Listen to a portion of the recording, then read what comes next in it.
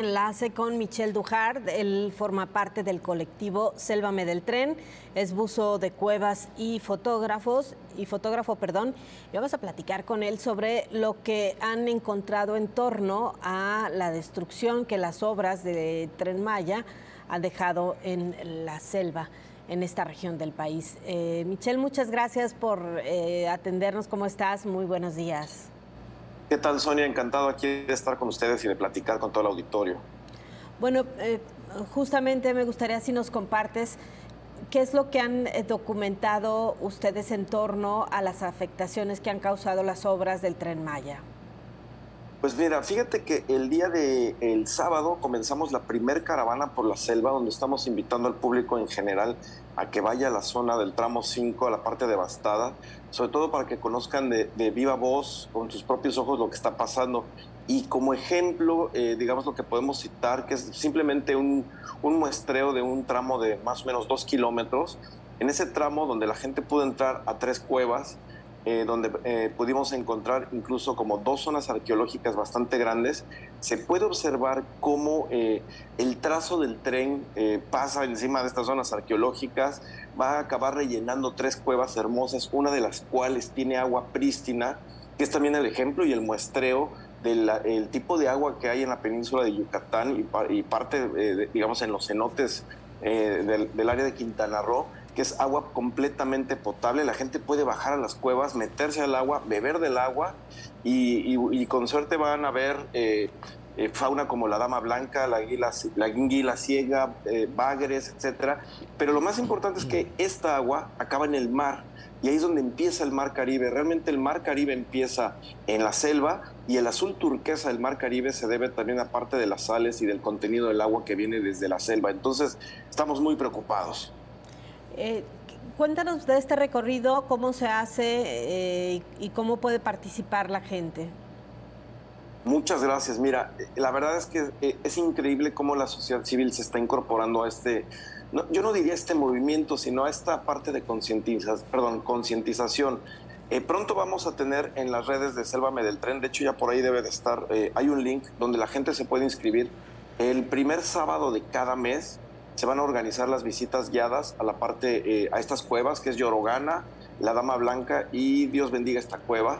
Entonces la gente va a poder caminar, pasar junto a las máquinas, bajar a las cuevas, observar el agua, observar las formaciones y sobre todo también ver las zonas arqueológicas que incluso desde el dron podemos ver cómo el trazo del tren las divide. Y estamos hablando de una zona arqueológica grande que nadie conoce. De hecho, varios investigadores, biólogos, arqueólogos subacuáticos ya habían registrado estas zonas incluso antes, desde que el tren llegara. Se había dado aviso al Instituto Nacional de Antropología e Historia, en el caso de PAMUL 2, para que lo tomaran en cuenta, pero parece que las compañías asignadas a la construcción del tren no están enteradas de nada. Claro. Michelle, te saluda Víctor Magaña. El gobierno ¿Estás, Víctor? insiste Sí. mucho también en que el impacto ambiental va a ser limitado, algo que por supuesto contrasta con lo que ustedes han venido revisando. Bueno, ese es el discurso del Fonatur y que obviamente gran parte del trabajo del Fonatur es generar percepción a través de mentiras y a través de sofismas. Miren, les doy un ejemplo de lo que vimos este sábado. Sobre la parte devastada metieron tierra, arena, piedras. Esa arena y esas piedras las tienen que sacar de algún lado. Claro. Partes de ahí, pero parte las traen de ahí mismo, de la selva, incluso de Veracruz. Se ha calculado que lo que va a generar el tren es más de 50 calicas, que tanto ha dicho el gobierno que ha tomado como bandera de distracción la fábrica o la cantera de grava, que es calica o de arena, pero se van a tener que generar 50 calicas para poder rellenar. Ahora, lo que encontramos ayer es que sobre la parte devastada y ya digamos un poco emparejada el terreno, porque está súper difícil, todavía no lo logran. Sobre eso están barrenando y están haciendo mecánica de suelos, cuando esto tuvo que haber sido al revés. Es decir, primero se hace una mecánica de suelos para que se sepa, máquinas, ingenieros, hacia dónde se va a ir una construcción o con qué se van a topar. Y ahorita resulta que están barrenando hasta con 50 metros de profundidad y no encuentran una zona estable para establecer ahí, no sé qué quieran hacer, pilotes, rellenar, etcétera, lo cual conlleva un futuro gran riesgo del tren. Y además, pues, como decimos, el Tren Maya siembra, sí, siembra pilotes. Claro, que esta parte del daño ya causado y bueno, por supuesto irreversible, también es muy importante notarlo en el tema de la deforestación y además en el corte de lo que podría ser el tránsito normal de la fauna, ¿no? Sí, sí, totalmente. Esto va a dejar fauna aislada. No, fíjate que nosotros hemos estado buscando diagramas de las estaciones o planos arquitectónicos de las estaciones, información técnica del tren, del tipo de locomotora. Por ahí dicen que va a ser eléctrico, por ahí dicen que va a ser diésel. No hay información técnica en ningún lado. No hay un solo plano arquitectónico, pero otra cosa a resaltar es que, sobre todo porque nos atacan mucho respecto a que si somos o no del área, etcétera, en esta caravana, en esta primera caravana, nos acompañaron los dirigentes mayas de Calakmul, de Campeche, y los dirigentes mayas del área de Yucatán. Ellos no están con el tren, de hecho, los del área de Yucatán ya pasó la obra sobre ellos, y los de Calakmul están evitando que llegue allá al tramo 6 y 7, sobre todo porque estamos hablando de dos reservas de la biosfera, la de Siancán y la de Calakmul, siendo esta última la segunda selva más importante de América, después del Amazonas. Entonces, gran parte de la destrucción de este tren también tiene que ver con el tejido social de los mayas, que se están involucrando ya abierta y directamente en el tema. Y bueno, también está esta defensa del progreso, de la conexión de estos pueblos que hace el gobierno federal. ¿Qué responderías a eso? Bueno, que también son mentiras del Fonatur, porque digamos que una gente que vive en un pueblo digamos, Tulum, que además no hay muchos pueblos, entre Tulum y Playa del Carmen, difícilmente tendría que moverse a Mérida o difícilmente tendría que moverse a Calakmul. Y además, la conectividad ya existe, o sea, el proyecto no trae más conectividad de la que ya existía. Y además, peor aún, o sea, las estaciones del tren, las supuestas estaciones de las cuales no hay planos, no entran a Playa del Carmen. O sea, el tren, si entendemos que hay una parada o estación de Playa del Carmen, está a 8 kilómetros selva adentro. El tren no entra a Mérida, no entra a Campeche, no entra a Cancún.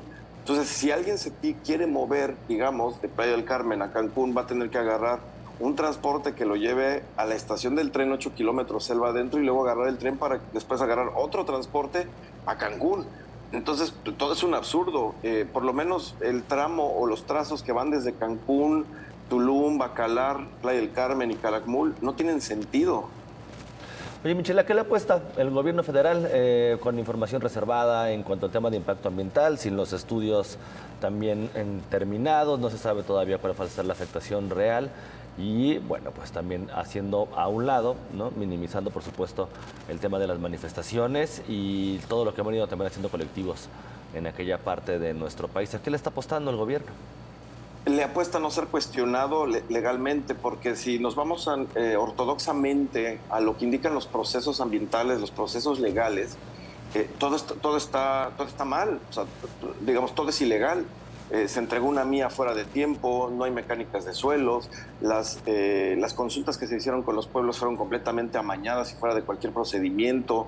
Si nosotros como ciudadanos de a pie que somos, se nos ocurriera hacer una obra o se nos ocurriera poner un centro comercial en plena selva, sin ninguno de los requerimientos que nos pide la ley, como le indica, digamos, los procedimientos, ya nos hubieran clausurado la Profepa, la Semarnat, la Comisión Nacional de Áreas Naturales se hubiera pronunciado, etcétera. Lo que apuesta el gobierno, a lo que le apuesta el gobierno es a poderse brincar todas las leyes porque saben perfectamente que no las pueden cumplir. Michelle, y justamente sobre esto, ¿qué opciones hay reales de detener o de reducir el impacto si ni siquiera la vía legal ha podido avanzar como se podría esperar, justo por esto que dices, que ha habido decisiones y ha habido acciones que violan la ley?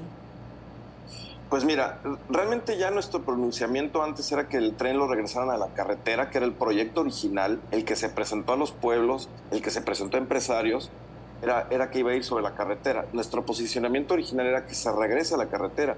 Ahorita el posicionamiento nuestro junto con las comunidades mayas es que se cancele el proyecto, al menos de Cancún a Calakmul, no tiene ningún tipo de viabilidad. El peor escenario al que nos enfrentamos es que van a devastar todo y el tren no va a poder operar simplemente por las cuevas, simplemente por la orografía y por la naturaleza, ya ni siquiera por los estudios científicos que nosotros sí tenemos sobre la mano. Entonces, básicamente, yo creo que si el gobierno tomara una decisión que fuera correcta, sabia, técnica, apegada a academia, a ciencia, a los temas jurídicos, sería pararlo en Cancún o pararlo en Mérida. Ya de ahí no creo que haya dinero que alcance ni tiempo que rinda para poderlo hacer. Muy bien, Michelle, te agradecemos muchísimo que nos hayas tomado este enlace. Muchísimas gracias, Sonia, muchísimas gracias, Víctor, y aquí estamos e invitamos a la ciudadanía a que se inscriba y vaya a conocer de viva voz y que nadie les cuente, que ellos lo vivan. Claro, o al menos que se informen, ¿no? Correcto. Así es. Muchas gracias, Michelle. Perfecto, muchas gracias y excelente día. Gracias, Michelle Dujard, del